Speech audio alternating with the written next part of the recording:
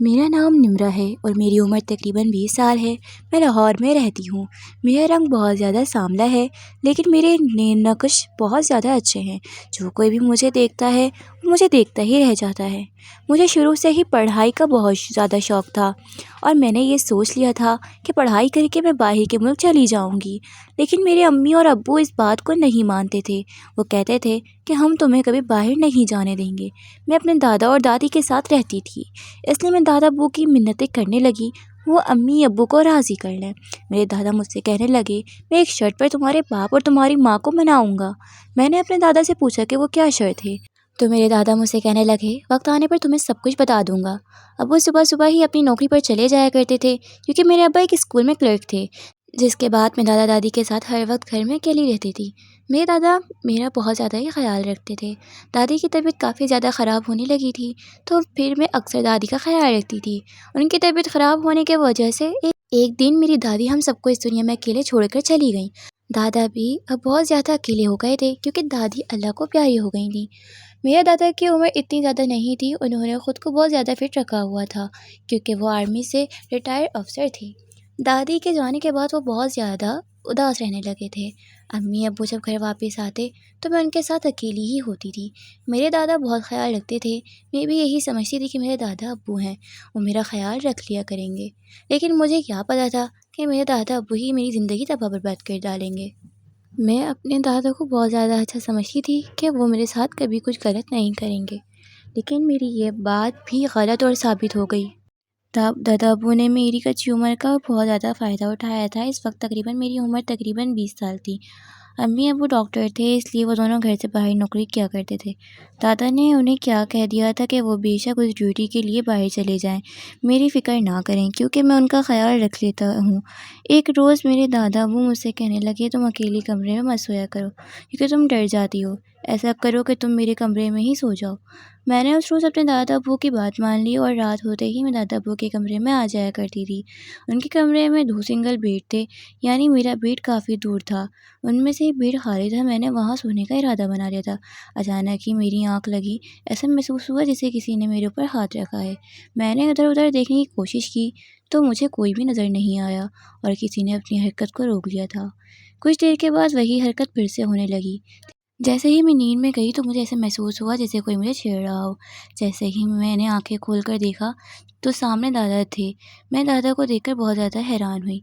मैं बहुत ज़्यादा हैरान हो रही थी, क्योंकि दादा बहुत ज़्यादा अजीब हरकतें कर रहे थे। ये सब पहली मर्तबा मेरे साथ हो रहा था। मैंने भी इस चीज़ को अच्छी तरह महसूस कर लिया था, लेकिन मैंने ये बात भी अपने दिल में सोच ली थी कि अगर दादा ने ऐसा वैसा कुछ किया तो मैं उठ जाऊँगी। दादाजी कुछ देर तक सुकून देते रहे। दादा अब्बू को ऐसा करने से मुझे भी बहुत ज़्यादा सुकून मिल रहा था। कुछ देर हरकतें करने के बाद मेरे दादा अपने बेड पर वापस चले गए, लेकिन उनके जाने से मेरी बहुत ज़्यादा बेचैनी बढ़ने लगी।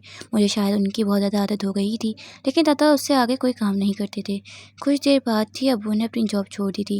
ये सुनकर मेरी जान निकल गई, क्योंकि अब मुझे ऐसा लगने लगा था कि मैं मज़ीद दादा के पास नहीं रह सकूँगी। अब तो दादा अब्बू मुझे बहाने-बहाने से छेड़ने लगे थे। अभी इस बात को 3 से 4 साल ही गुज़रे थे और ये काम मेरे और दादा के दरमियान बहुत ज़्यादा होने लगा था। दादा भी हर वक्त मुझे राज़ी करने में लगे रहते थे। मैं भी दादाजी को ज़्यादा तंग नहीं करती थी। जब भी दादाजी मुझे कहते मैं उनके कमरे में चली जाया करती थी। मुझे दादाजी से ज़्यादा डर नहीं था, क्योंकि दादाजी वैसे भी बहुत ज़्यादा बुढ़ापे में पहुंच चुके थे। वो मेरा कुछ भी नहीं बिगाड़ सकते थे। जब से मैं दादी की हर बात मानने लगी थी, दादा अब्बू मेरे लिए बहुत ज़्यादा चीज़ें लेकर आया करते थे और मेरी हर खुशी का ख्याल रखते थे। मैं भी दादा अब्बू के साथ बहुत ज़्यादा अटैच हो गई थी और मैं दादा अब्बू की सारी बातें समझ रही थी कि दादा अब्बू मुझसे क्या चाहते हैं। फिर एक रोज़ दादा अब्बू मेरे कमरे में आए और मुझसे कहने लगे, आज बेटा मैं तुम्हें एक चीज़ दिखाऊंगा। जैसे ही दादा अब्बू ने वो चीज़ दिखाई, वो बहुत ज़्यादा बड़ी थी। मैंने फ़ौरन उससे उस चीज़ को पकड़ लिया और उनके साथ वो सारे काम करने लगी। ज़िंदगी में पहली दफ़ा मेरे साथ ये सब कुछ हो रहा था। उसको देखते ही मेरी आंखों में ज़्यादा चमक आ गई थी। मैंने ज़िंदगी में पहली दफ़ा अपने दादा अब्बू को इतना बड़ा जब मैंने दादा अब्बू دادا ابو بھی بہت زیادہ اچھا محسوس کر رہے تھے۔ میرا دادا ابو بہت زیادہ بڑا ہو چکے تھے، مجھے سمجھ نہیں آ رہی تھی کہ وہ یہ کام کیسے کریں گے، لیکن دادا کو دیکھ کر ایسا لگ رہا تھا کہ وہ آج یہ کام ضرور کریں گے۔ کچھ دیر ہی مجھے دادا ابو سے زیادہ سکون ملنے لگا تھا۔ میں جانتی تھی کہ یہ سب کچھ غلط ہے، لیکن پھر بھی میں یہ سب کچھ کر رہی تھی کیونکہ مجھے بہت زیادہ تھکاوٹ ہو رہی تھی اور مجھے سکون بھی مل رہا تھا۔ دادا ابو کے ساتھ شاید اس چیز کی بہت زیادہ طلب تھی، وہ تھکنے کا نام نہیں لے رہے تھے۔ آدھے گھنٹے کے بعد میں نے دادا جی کو بہت زیادہ منتوں سے مجھے بھی اب دادا ابو کے ساتھ ایسے رہنے کی بہت زیادہ عادت ہو گئی تھی، لیکن میرے لیے خطرے کی بات یہ تھی کہ میرے ماں باپ نے میرا رشتہ کہیں طے کر دیا تھا اور یہ سب کچھ خطرے سے خالی نہیں تھا۔ اسی وجہ سے میں نے اب دادا جی سے بات چیت کرنا چھوڑ دی۔ اب میں منع کر دیا تھا کہ وہ کبھی میرے پاس نہ آئیں۔ وہ بھی حیران ہو رہے تھے۔ کچھ ہی دنوں کے بعد میری شادی ہونے والی تھی۔ دادا ابو میری بہت زیادہ منتیں کرنے تھے کہ میں ان کی ہر بات مان جاؤں، لیکن میں کچھ نہیں مانتی تھی کیونکہ اسی میں دادا کی اور میری بھلائی تھی۔